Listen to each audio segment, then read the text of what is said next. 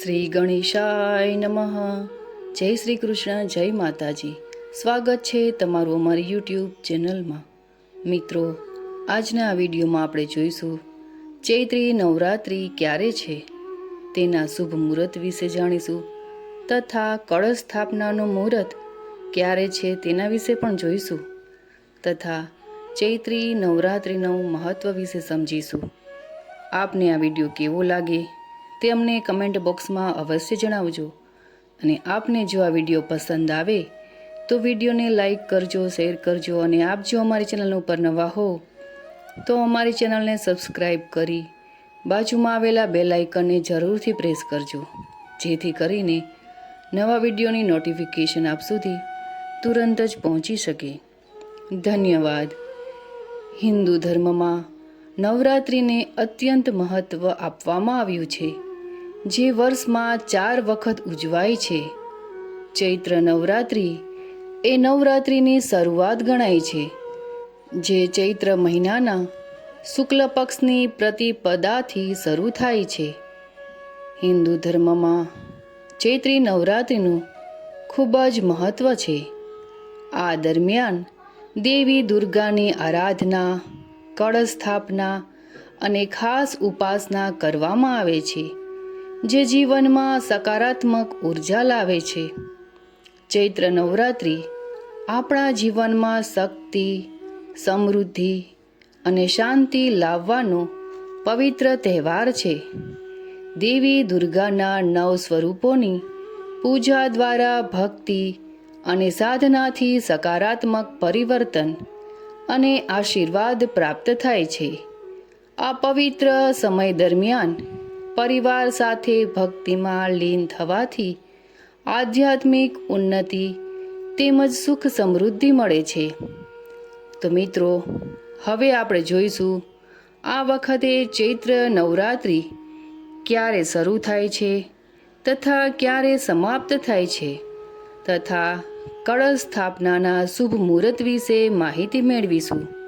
ચૈત્ર નવરાત્રિ 2025 ની શરૂઆત થાય છે 30 માર્ચ 2025 અને રવિવારના દિવસથી શરૂ થશે, તથા આ નવરાત્રિ પૂર્ણ થાય છે 6 એપ્રિલ 2025 અને રવિવારના રોજ પૂર્ણ થશે. 2025માં ચૈત્ર નવરાત્રિ 30 માર્ચથી શરૂ થશે. પ્રતિપદા તિથિ 29 માર્ચ 2025ના રોજ સાંજે લગભગ 4:27 આસપાસથી શરૂ થશે, તથા આ તિથિ સમાપ્ત થાય છે 30 માર્ચ 2025ના રોજ બપોરે લગભગ 12:49 આસપાસ પૂર્ણ થશે.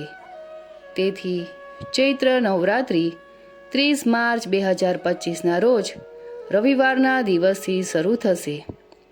તો મિત્રો, તો હવે આપણે જોઈશું કળશ સ્થાપનાના શુભ મુહૂર્ત વિશે.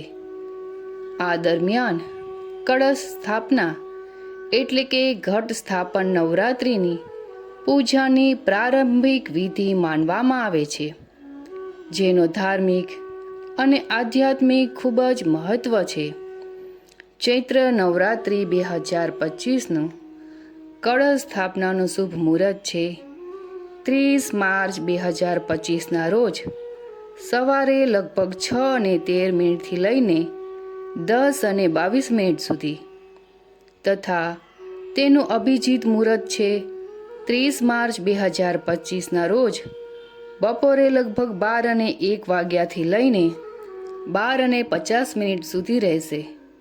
કળશ સ્થાપનાનું મહત્ત્વ ખૂબ ઊંડું છે.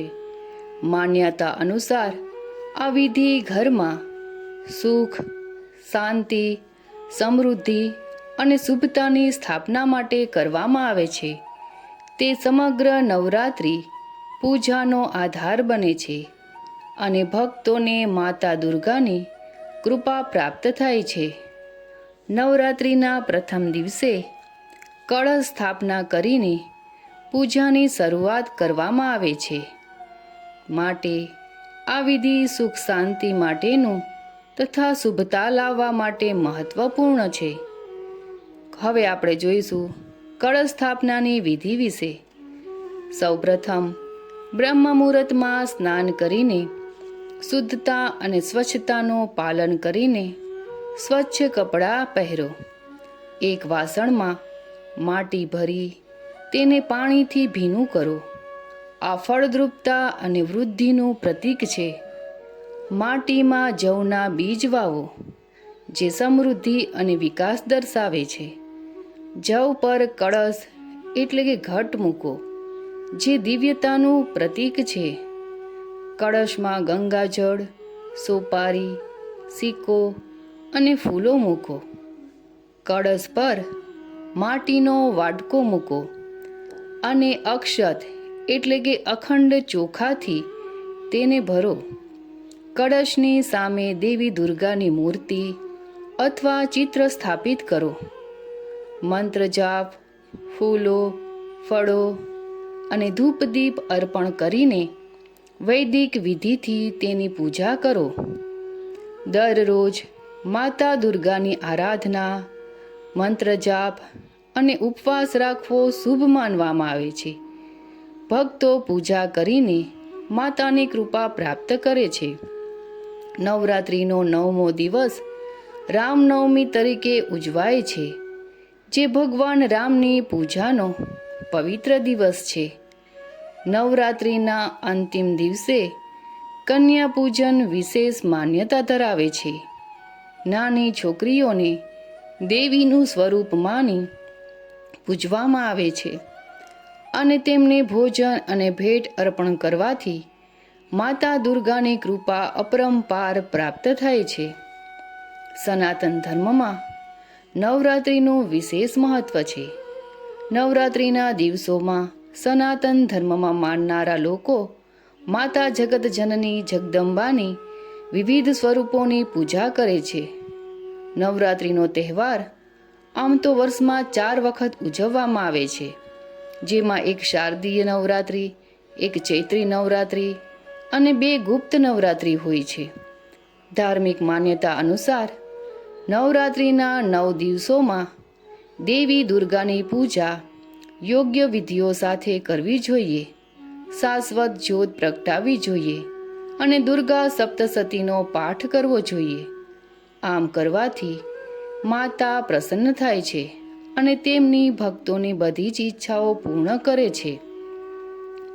તેથી દૈત્ય શક્તિ પર દેવીના વિજયની ઉજવણી કરવા માટે વિશ્વભરમાં નવરાત્રિ ઉત્સવ ઉજવવામાં આવે છે. ભારતના વિવિધ ભાગોમાં દરરોજ દેવીના 9 સ્વરૂપોની પૂજા કરવામાં આવે છે, જેમાં પ્રથમ દિવસે દેવી શૈલપુત્રીને સમર્પિત છે. બીજો દિવસ દેવી બ્રહ્મચારિણી માતાનો છે. ત્રીજો દિવસ દેવી ચંદ્રઘંટા માતાનો છે. ચોથા દિવસે દેવી કુષ્માંડા માતાની પૂજા થાય છે. 5મા દિવસે દેવી સ્કંધ માતાની, 6ઠ્ઠા દિવસે કાત્યાયની માની પૂજા થાય છે. 7મા દિવસે કાલરાત્રિ માની અને 8મા દિવસે મહાગૌરી માની પૂજા કરવામાં આવે છે તથા છેલ્લા દિવસે એટલે કે 9મા દિવસે લોકો સિદ્ધિદાત્રી દેવીની પૂજા કરે છે. તો મિત્રો, આપને આ વિડીયો કેવો લાગ્યો તે અમને કમેન્ટ બોક્સમાં અવશ્ય જણાવશો. આ વિડીયોમાં આપણે ચૈત્રી નવરાત્રિ ક્યારે આરંભ થાય છે તથા ક્યારે સમાપ્ત થાય છે તેના વિશે માહિતી મેળવી. કળશ સ્થાપનાનું શુભ મુહૂર્ત શું છે તથા તેની વિધિ વિશે પણ માહિતી મેળવી. આપને આ વિડીયો કેવો લાગ્યો તે અમને અવશ્ય જણાવજો. અને આપને જો આ વિડીયો પસંદ આવે તો વિડીયોને લાઈક કરજો, શેર કરજો અને આપ જો અમારી ચેનલ ઉપર નવા હો તો અમારી ચેનલને જરૂરથી સબસ્ક્રાઈબ કરજો. ત્યાં સુધી આપ સૌને મારા જય શ્રી કૃષ્ણ.